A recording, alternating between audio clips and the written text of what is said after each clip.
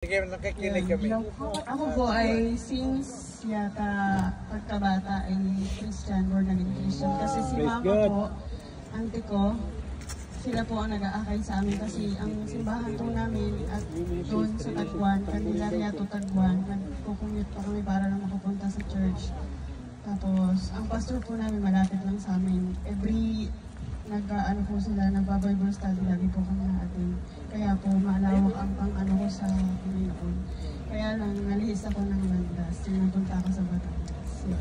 Mahabang kwento po, baka kayo maumay. Sige lang,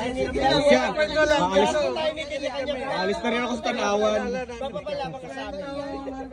sige lang, sige. Ako po ay... Yung iba kanina, haba-haba nga ng kwento nila eh. Pinakinggan natin eh. Nakinig kayo eh. Sige, kwento lang. Ako po ay binautismuhan sa simbahan namin sa Tagwan, sa year 2010 ata po yun, 14 years old ako. Pero instrument na din po ako, nagtatamburin po ako. Nag-aaral na din po ako ng mag-drums at Ay, nadagdagan na tayo, tay. Sa vocals, nagbo-vocals ka. Hindi po, yung pinsan ko lang. Sina mama po. Inakay po kasi kami ni mama. Half-half po kami. Half na mama ko at kapatid ko. Kasi apat yung kapatid ko lalaki. Half doon, born again Christian, half Catholic Christian. Yung mama ko, half-half.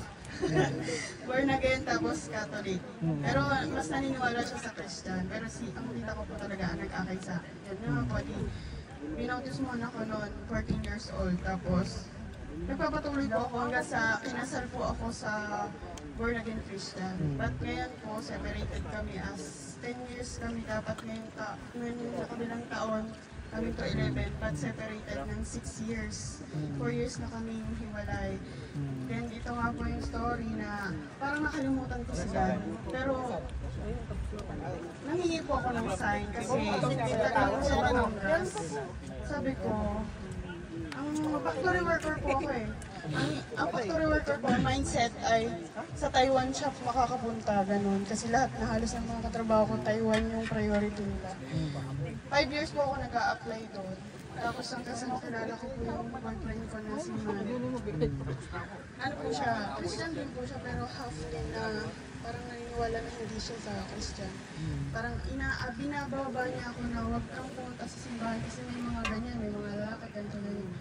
Binadaw niya ako, binabagsak niya ako. Kasi nakalimutan ko na 5 years yata akong hindi nagsisimba ng Christian po. Kasi nakunan ako, nabuntis niya ako, nakunan.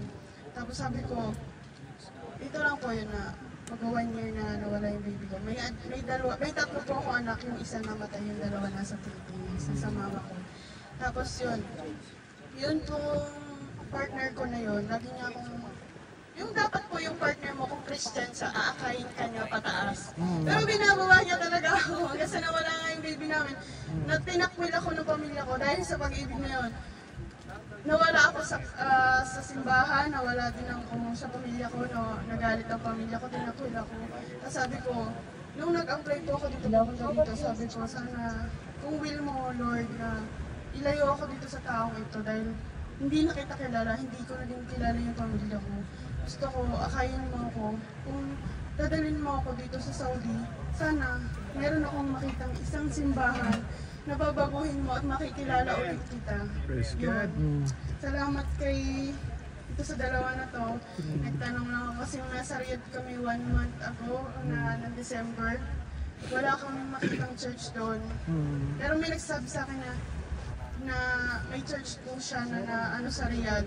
Kaso hindi po Friday yung off ko. Kaya ngayon po nag-worry po ako na baka hindi din po ako makasama sa inyo kasi baka maiba na naman yung off ko. Kaya sana kung magtuloy-tuloy na Friday ang off ko, maka-attend pa rin po ako sa inyo. Thank you po. Thank you, Sister Joanne.